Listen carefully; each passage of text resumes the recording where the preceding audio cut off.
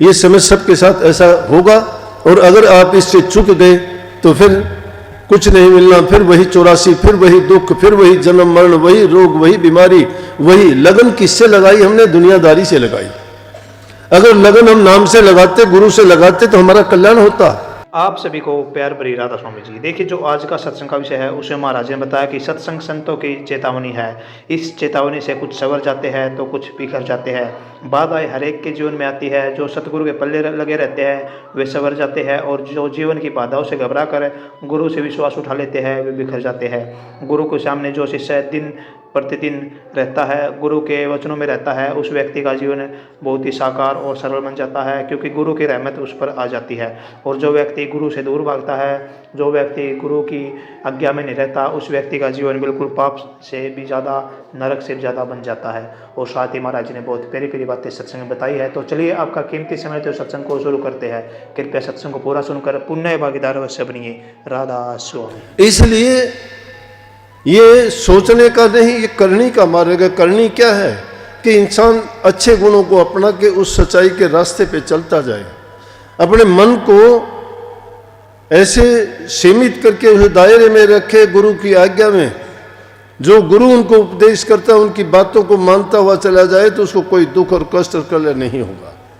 लेकिन हम उसको छोटे मायने में ले लेते हैं कि गुरु के पास जाओ कि हमारी रोग बीमारी ठीक हो जाएगी। अरे ये आदमी के शरीर है तो शरीर में बीमारी भी लग जाएगी। मौसम का असर है, खाने पाने का भी है। पानी कहीं खराब होता है, कहीं खाना खराब हो जाता है, कहीं किसी दूसरे से बीमारी लग जाती है। ये कोई बात नहीं है। सबसे बुरा रोग जन्म मरण का लगा हुआ है इस जीव को। उस जन्म मरण के जीव से छुटकारा पाने के लिए संतों के पास जाते हैं। और जब संतों के पास गए और तुमने रास्ता जो सही अपना लिया, अगर तुम्हें नुकसान होगा तो परवाह नहीं है। ये अब कितने नाम लगाए इन्होंने कि अगर भैया कष्ट होता है तो होने दीजिए। कितनी अच्छी बात कही कि लग रही है मेरा प्रेमी भाई। अरे प्रेमी भाई, तो लाग्या रहने का मतलब है लगन में लगन लगाना।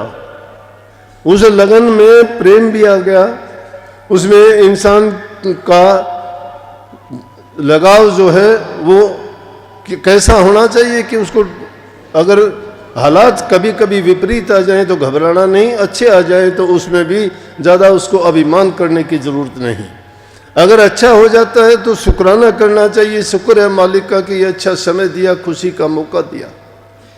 अगर कभी थोड़ा बहुत परेशानी आ जाती है तो उसके लिए दुआ करनी चाहिए कि मालिक ये वक्त भी गुजर जाएगा, इस बुरे वक्त को भी गुजार देना आपकी रजा।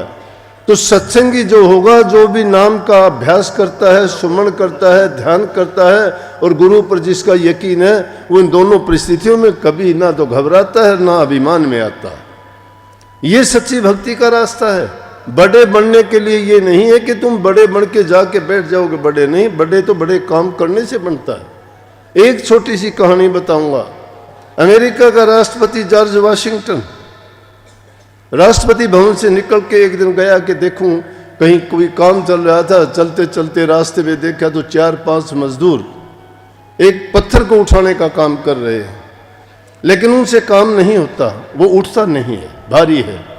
और पास में उनसे जो काम लेने वाला था, उनका सुपरवाइजर कहो या मालिक कहो, वो खड़ा वहाँ देख रहा था। अगर वो भी उनके साथ लग जाता तो उस पत्थर को उठा लेते वो, लेकिन उसने उसमें उनकी मदद नहीं करी, वो देखता जाता है।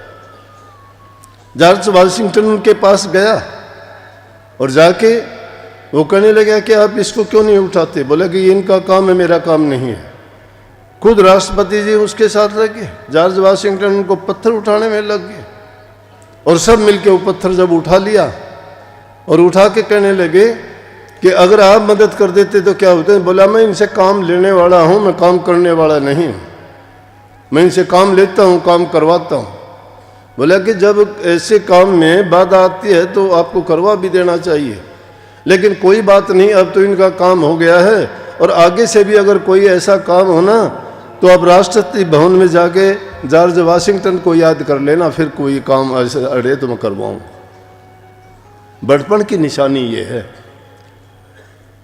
और वो आदमी ये बात सुन के हक्का बक्का रह गया कि ओह, इतने बड़े देश का राष्ट्रपति ये काम करता है और मैं एक छोटे से पद पे कुछ नहीं हूँ और मेरे अंदर इतना अभिमान है। तो इंसान खुद आगे बढ़ के जो काम करना चाहता है तो दूसरे लोगों के लिए एक प्रेरणा स्रोत बनता है। बड़पन इस बात में नहीं कि हम बैठ के तमाशा देखें। बड़पन इंसान का जब बनता है कि उन सब लोगों को साथ मिल के रहे जो इन इंसानों में, गरीब में, अमीर में, छोटे में, बड़े में, सब में वो रूह जो काम करती है वो मालिक की अंश है।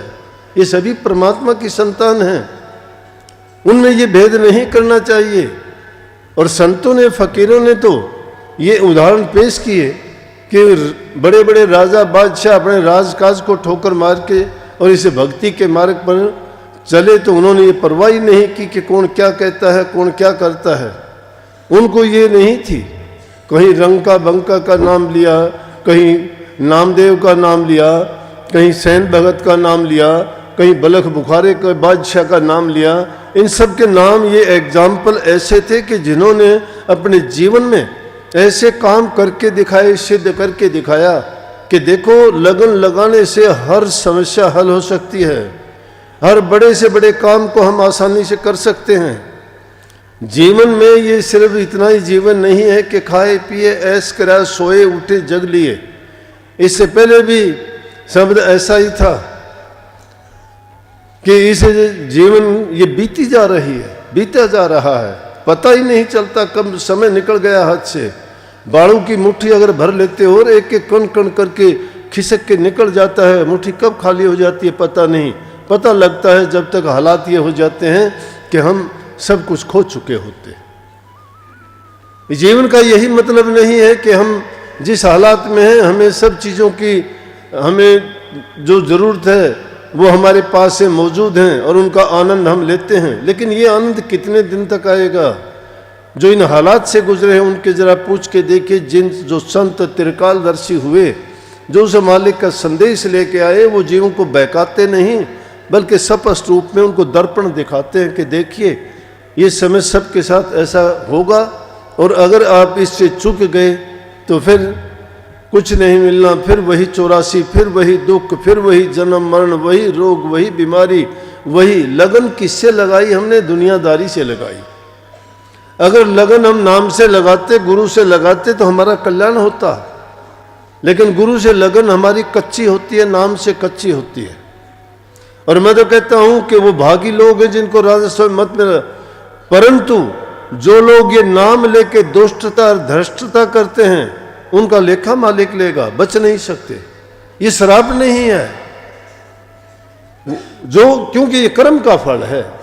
जो इंसान अपना कर्म बना लेता है, बोलते ही करते ही कर्म बन जाता है, उसका कर्म फल बन गया, उसका बीज बन चुका है। तुम चाहे लाख गुरु को कहो, लाख हो किसी और को कहो, वो कर्म तो उसका बन चुका है, उसका फल बनेगा, वो उसको भोगना ही पड़ेगा। तरीका एक ही है बचने का कि इंसान नेकी करे, भलाई के काम करेगा तो आदमी बच सकता है। इसके अंदर आदमी के अंदर धैर्य होना चाहिए, लगन सच्ची होनी चाहिए। जो धैर्य रखता है और लगन उसकी पक्की और सच्ची है तो कोई भी बाधा उसका रास्ता नहीं रोक सकती, उसको रास्ता देती हैं वो।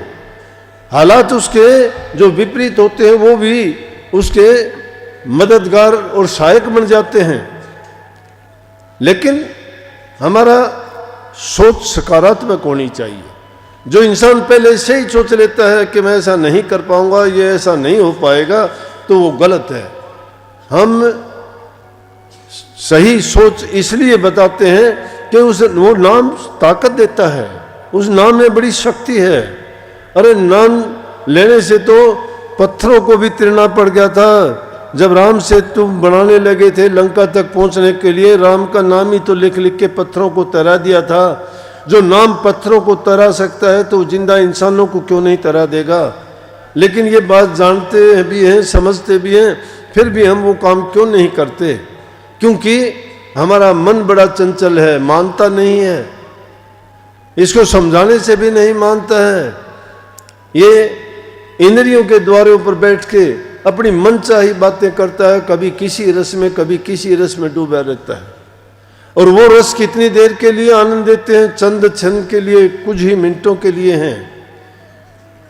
वो काम भी हमारे क्या आएंगे? एक दिन इस शरीर की मिट्टी बन जानी है। 5 तत्व कहते हैं, जब शरीर इंसान का पूरा हो जाता, कहते 5 तत्वों में विलीन हो गया, तो 5 तत्व से बना था, उसी में विलीन हो गया। ये जीवात्मा को कोई नहीं कहता विलीन होगी। जीवात्मा तो अपना कर्म भोगने के लिए इस संसार में आती जाती रहती है। इसलिए इस शरीर की, कबीर साहब कहते हैं, कबीर काया खोटी, कभी माड़ी कभी मोटी, शरीर की क्या चिंता करना, लेकिन शरीर की चिंता ये करना, स्वस्थ रखो इसको, स्वस्थ होना चाहिए। चीज़ों का त्याग, जो अनवांछित चीज़ें जिनकी हमें जरूरत नहीं, उसका त्याग करना चाहिए। ज़रूरत के मुताबिक सभी चीज़ों का उपयोग और प्रयोग करो। जब तक शरीर तुम्हारा कोई चीज़ की कमी महसूस करता है तो कोई भी काम अच्छी तरह से नहीं कर सकता। महात्मा बुद्ध ने भी ऐसा किया था। उनको ऐसी लगन लगी थी कि उन्होंने सोचा कि मैं इस चीज़ को पाके, क्योंकि पहले उन्होंने एक वृद्ध आदमी को देखा, फिर उन्होंने एक बीमार आदमी को देखा, फिर उन्होंने एक मृत आदमी को देखा, तो समझ में आया पूछने से कि इंसान की आखिरी मंजिल यही है। क्यों मरता है इंसान, कैसे पैदा होता है, कौन सी ऐसी चीज़ है जो उसको इस हालातों से गुजारती है। और इसी चीज़ को खोजने के लिए महात्मा बुद्ध ने बड़ा तप किया, बड़ी साधना की, ऐसे ऐसे काम किए कि शरीर को सुखा के पिंजर कर लिया। उसके शरीर की हड्डियां गिन सकते थे, मांस और खून का काम नहीं था, सिर्फ चमड़ी और हड्डियां रह गई थी।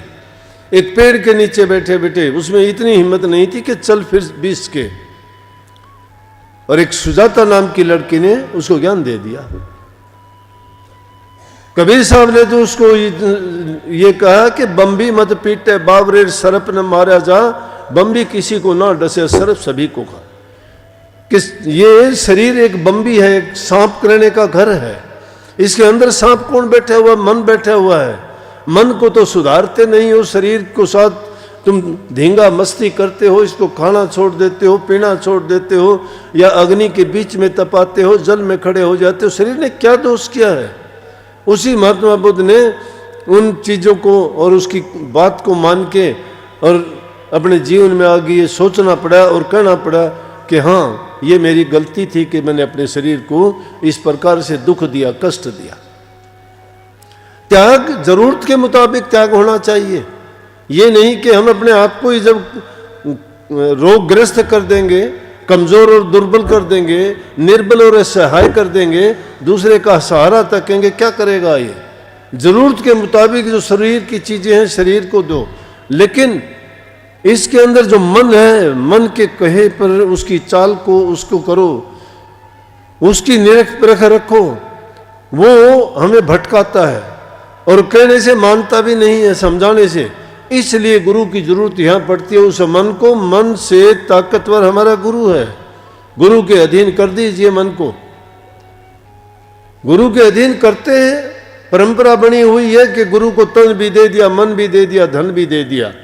कहने को तो सब कुछ दे दिया, देता कोई कुछ नहीं है।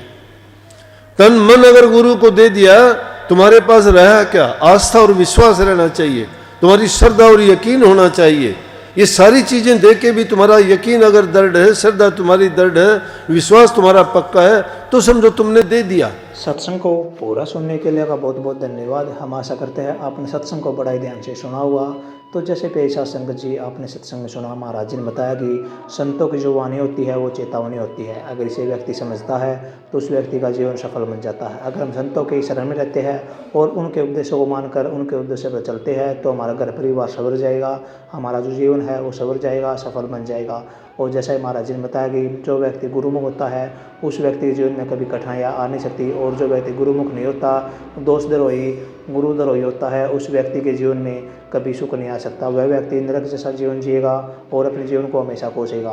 तो इसलिए हमेशा गुरु की शरण में रहना चाहिए और गुरु के वचनों पर चलना चाहिए। और साथ ही कृपया महाराज जी के इन वचनों को आप अपने जीवन में अवश्य उतारिए और अपने जीवन को सार्थक अवश्य बनाइए। और साथ ही अगर आपको सत्संग अच्छा लगा तो कमेंट बॉक्स में राधा स्वामी लिखकर पुण्य भागीदार अवश्य बनिए। मिलते हैं जल्दी एक नए और बहुत ही प्यारे प्रवचनों के साथ। तब तक के लिए आप हमें दीजिए राधा स्वामी।